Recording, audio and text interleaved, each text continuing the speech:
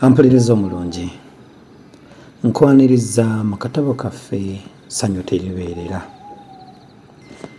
Katono nnyo okujjukiza ku ebyo bye twalabako mu kitundu kyaffe ekyayita. Nga nkyabooyanira mu kibira naye nga nsobodde okusaka awaali amatungulu era ne nsobola okulyako n'okuwummulirawo. Naho omusibwa amaloboozi ge nawulira ng'ag'abantu be saasooka kutegeererawo, n'oluvannyuma be navumbula nga yali Nnyenya ne Katali, be nasanyukira ennyo okubanga nsobodde okusisinkana omulundi omuyi. Newankubadde nga nasooka kubakanga olw'okuyita kwange Nnyenya ne bamaguka nga tebamanyi abayise, naye oluvannyuma ne tugatta olugendo lwaffe naye ng'okukaaba kwa Nnyenya n'okubeera nga yali akyali mu nnaku byali bikyatusobedde. Nkwaniriza mu ssuula yaffe ey'okuna olugendo lwaffe. Twabokereza nkokola ne tuva mu kitungulu ne tutandika olugendo lwaffe. Ebbanga eryasinga twatambulanga muwawa, anti okusinga nga tugoberera walungi awataabanga kawule. Nga tumaze okutambulako ebbanga twatuuka mu kitundu ekitangaavu ekyalimu agati aganene agawanvu n'obuti obutono obw'olumaggamagga. Wano nno twasaawulengera ate nga tewali ayogera. Naye obudde okugenda okutuuka mu ttuntu nga ffenna twoya busera. Twanoonya amatungulu ne gatubula okutuusa lwe twamalirira okuwummula, oluvannyuma nga tuzzeemu otwanyi tulyoke tulamage. Twatuula wansi w'omuti era awo bwe twayogerera ku buyinike obwatujjira, anti ffe ensatule twali tusigadde ettayo. Katali yannyumiza engeri gye baasisinkanamu ne Nnyenya n'ensamaalirira. Naye Nnyenya yalaba Katali alandagga nnyo era ng'amujjukiza eby'ennaku bingi, n'amukomako era n'atugamba nti, "Mulinga abaana abato, kaakati ku ffenna ani atamanyi bintu ebyo gwe mubinnyonnyola? Nze ndowooza kaakati ekisinga kwe kussa ebirowoozo byaffe byonna ku bulamu bwaffe obuli mu maaso mu lugendo lwaffe. Kale wuuno tetumanyi gye tugenda yadde lwe tuliva mu kibira muno. Ekyo si kikulu nnyo?" Nze kwe kugamba Katali nti, "Nnyenya by'ayogedde bituufu, ebyo tubiveeko era nze ndowooza nti tuwummudde ebbanga ddene tusitule tugira tuwazaako." Nga tutambula olwo Nnyenya yatuli wakati, Katali akulembedde, nze nvaako emabega. Nga tutambuddeko akabanga, Nnyenya kwe kututegeeza nga bwe yali akooye nnyo. Bwe tutyo kwe kulaba awalungi ne tutuula era ne tusuubira okusula awo. Wano nno bwe nakakasiza nti abakazi bagumira nnyo enjala okusinga abasajja, kubanga ffe twatuulako wansi naye nga tetutereera, anti ng'ekituli munda kifumba mutuku, naye nga ye munnaffe alabika ng'atalumwa njala. Ffenna abaali obubi kwe kugamba Nnyenya nti, "Leka tugende nga tunoonya muno ebyokulya." Ne tuleka omuwala we twali ne tutambula. Naye bwe twagendako mu maaso katono ne nzijirwa ekirowoozo nti twali tukoze kibi okuleka Nnyenya yekka mu kifo.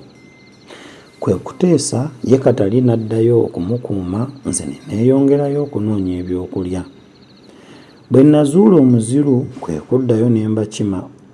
Bwe twamala okulya nga tubeerera ddala awo era we twasula. Ekiseera kino kyali kizibu nnyo gye tuli.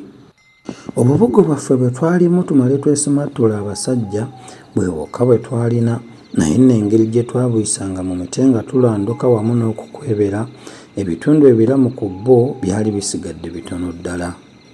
Bw'etyo empewo n'eronda ffe n'etufuuwa okutwonoona. Okwebaka kwaffe kwalinga mu mpalo. Ababiri bwe beebakanga omu n'asigala ng'akuuma ate okutuusa naye lwe yeebakanga. Okutambula kulaba, naye naffe bye twalaba ne bye twawulira mu kiwuuna tebirojjeka. Kyaziranga budde kuziba, ekibira kyonna ne kijjula ebiwunnuuna.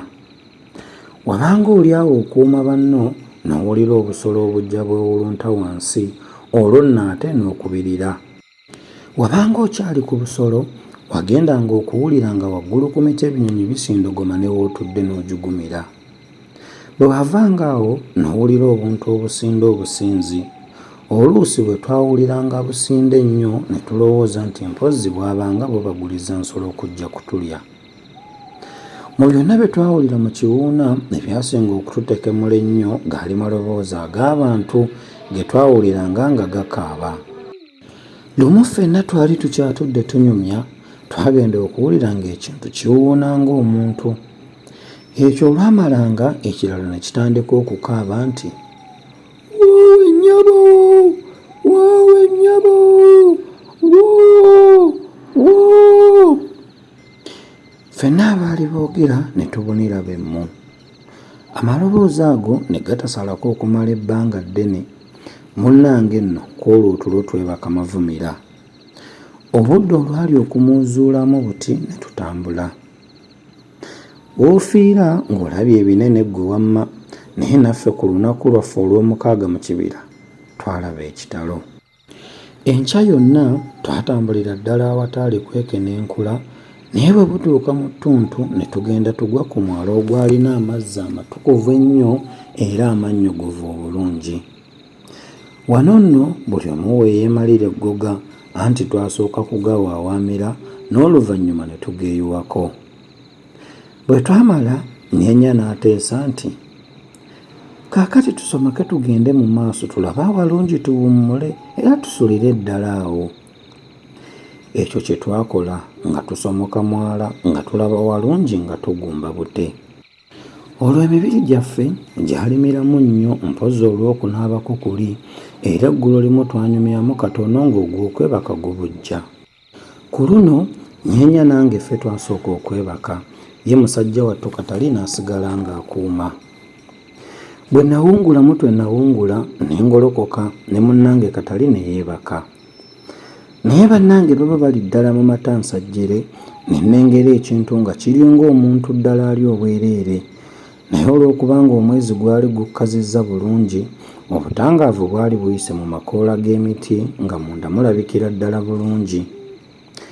Ekintu kye nalengerera ewala nagenda okulaba nga kisembedde eno gye twali.